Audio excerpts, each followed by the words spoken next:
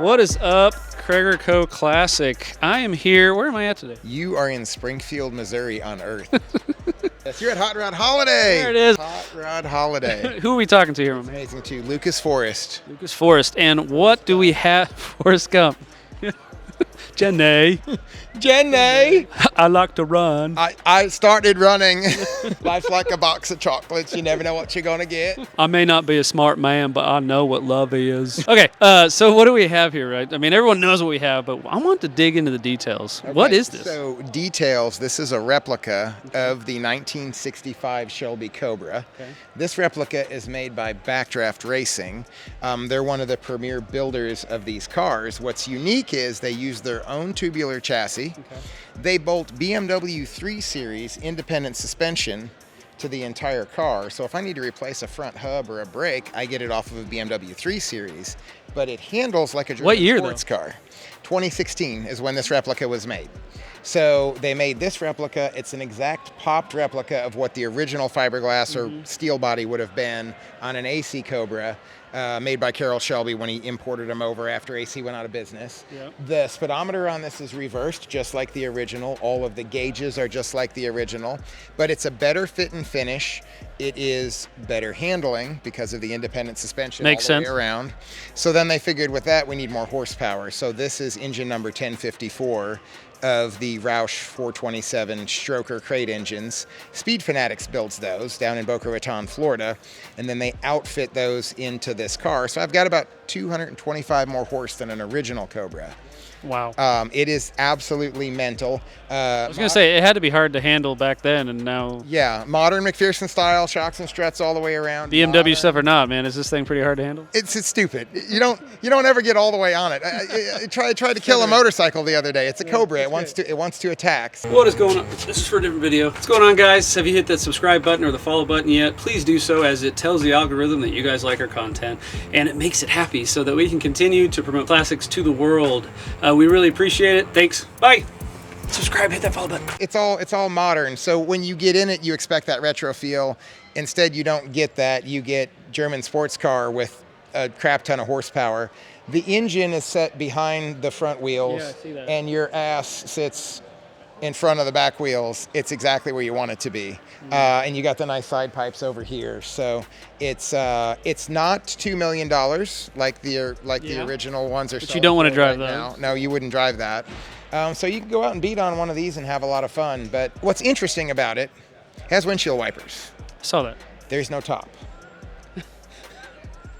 In case it sprinkles? There's windshield wipers. So if you watch Top Gear, I think is it 140 I have to go till it just blows right over? Yeah, we'll just go with that. So just 140 in this car in the rain, it's not a problem. It'll do it. It's not the speed that kills, it's the sudden stop. Yes, exactly. It's exactly. So yeah, it's crazy. So I like the Backdraft Racing. Superformance is another builder that builds these. Interestingly, I go to Vegas because they have the Shelby Heritage Museum. I've been to there, and I haven't been to the museum, and I'm kicking myself still. So you go to the Shelby Heritage Museum, right? You own one of these.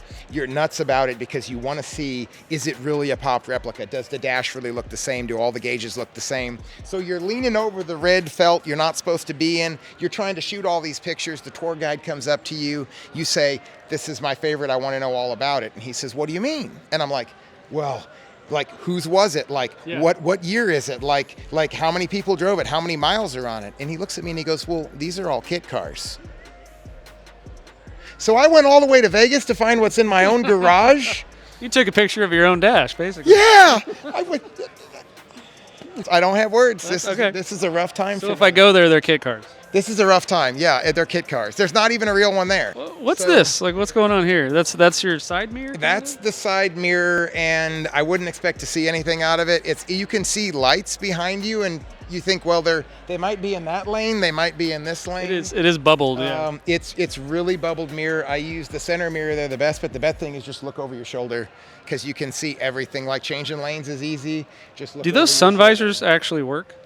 Or are they just fancy? They do work, and they flip down, but honestly, they don't block enough sun. I think they could be a little bit darker, but then they get in your way. So, but no, they actually work. Those are functional. Windshield wipers, not so much. Tell me something. Last we talked, you said you had to do something to the engine. Something off the carb fell into the engine.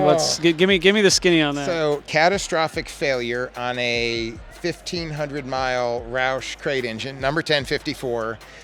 One of the breather tubes on the carburetor, and that's a really good Holley Super Street carburetor, apparently wasn't machined correctly, vibrated loose, jumped overboard, and found its way into 3 cylinders in this engine. So I learned how to pull the engine out of a fiberglass body car like this with a cherry picker and not damage anything.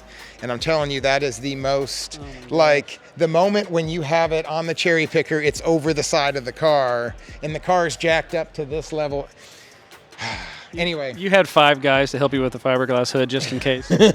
For sure. I actually went to the burger place themselves. The 5 guys were there. They quit making burgers. They came over, helped me with the hood. So it worked out well. That's cool. So you going to do anything to it in the future? So now that I have the built rotating assembly, because I did go the triple coated Molly pistons in it, obviously when you're there, you might as well go through. Obviously. Get everything else done that needs to get done.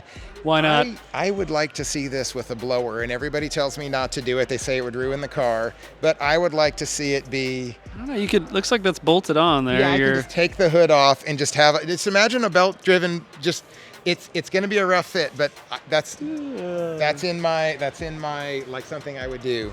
It doesn't need the power. It just needs it to look good. It's just. So you just like you don't like traction. No. Like, I got this independent rear German BMW. Yeah. Let's put a blower on it. So when I got it, I called it a Roush Beamer.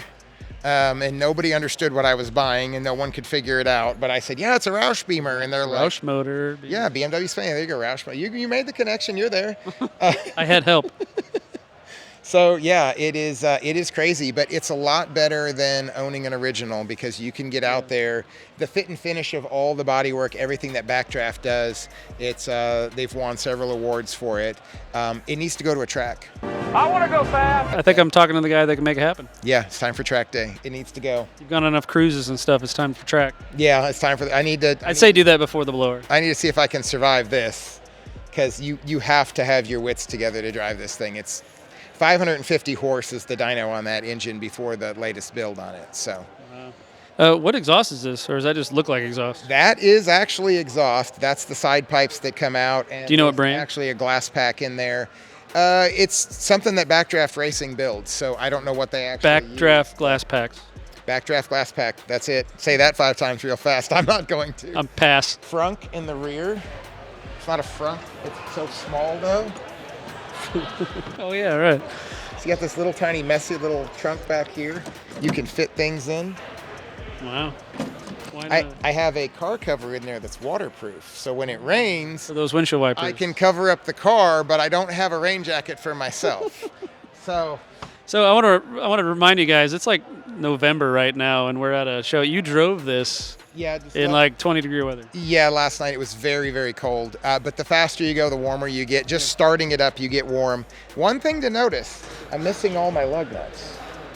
Yeah, you actually have Cobra, like racing track wheels, or what? They have a name. They call them knockoff wheels, but that's because you literally have to knock that spinner off, not because it's a knockoff of the original wheel. You actually hammer it, spin it off, one nut, right? Spin it off. Now, these back here, do you know what those are? No, go ahead. These are the factory jack points on the Cobra. So those aren't bumpers, they're jack points. When they were racing the car, they would pull it into the pit stop. They would bring this big bar jack over. They would raise the front and the rear of the car and throw it up, straight up in the air. And then the pit guys would come in and knock off the wheels. And then somebody else would go to this giant gas cap right here and fill it with fuel. And so it was actually a race car, and the only protection they had was one hoop. Yeah, I have the extra because I care about my passengers' safety. So, and well, you know, when you race, you don't have passengers. It adds balance, though. It's the feng shui of the car. With one hoop, it just looks weird. That's cool. You got to 2-hoop it when you're out. So, can I ever drive it? Yeah. Wow, I didn't think he'd actually answer that. You need to drive it. So here's the thing. A large parking lot with no light poles, I'll drive it. Backstory on this car: I never in my life thought that I would own this dream car of mine, because it's not practical because of the missing hood and the windshield wipers help. But anyway, it's not practical to own this car. And I never thought that I would own it. Now that I have one, I kind of want to share it with everybody because it's amazing to have something that is this close to what the original car once was. My speedometer is reversed. It's weird. It'll mess you up when you're driving down the road. It's also sitting at 30 right now. Oh, that's RPMs. That's the attack. Yeah. You were supposed to sit on this side of the car in the AC Bristol. So there's more leg room for the passenger than there is the driver. A lot more. We just learned that. We just learned something new today, guys. And the pedals are all the way that way, but the seat is over here. But the moment that you sit in the car and you're sitting with your feet over here, but yet you're straight, right? You don't even notice. It just, your brain just allows you to be able to. But yeah, you're literally sitting facing straight, but your feet are off to the side. You like doing this? Yeah, it's crazy. Sounds comfortable on a long drive.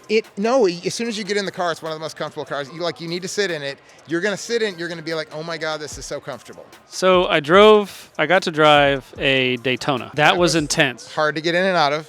And I got in it and I thought, I hope I don't ever wreck because I don't think I can get out of this. Yeah. Like I was like 37 at the time. So and the I was good just news like, is when you wreck this, you'll already be out of it. You'll fly out. Yeah, you'll fly out. It'll be wrecked. You'll be over there in the grass somewhere or in the chicane or, on top of a Ford Mustang.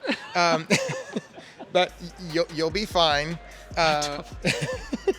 Just make sure the Ford Mustang has the crowd control AT tires. You're good. All right, cool. But yeah, no, this one will teach you respect.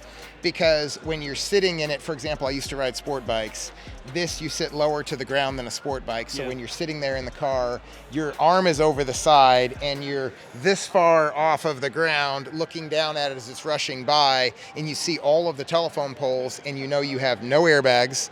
You have just fiberglass that they're going to have to extract from whatever is left of your body. Just die like a man, I guess. Yeah, exactly. Die like a man. So I will say this does teach you to respect the power that you have. You don't just get out there and just yeet this thing. You treat it with caution, because when it gets sideways in a hurry. And that short wheelbase, I've had it there and I brought it back, and I thankfully have not. Go there again. No, we're not going to wreck it. We're going to keep it looking like it is. Well, cool, man. Beautiful car. I now can't wait to drive it. So subscribe, follow. Maybe you'll see me be retarded with this thing. You got to be on video for that too. We got to look and see the reaction on your face when you start it. Let's do a parking lot with like no light poles. I just want to, I'm 16 and I'm learning how to drive because I do not want to mess this thing up. You're going to love the transmission and the clutch and the steering. As an example, if we move over here to the steering T56? 56, fully built by QuickTime. So the amount of play in the steering wheel is that. That's actually good. It's really, really good. Okay, like good. you get in this. There's a lot more in my truck. So what happens is that you get in the car. This is what I say.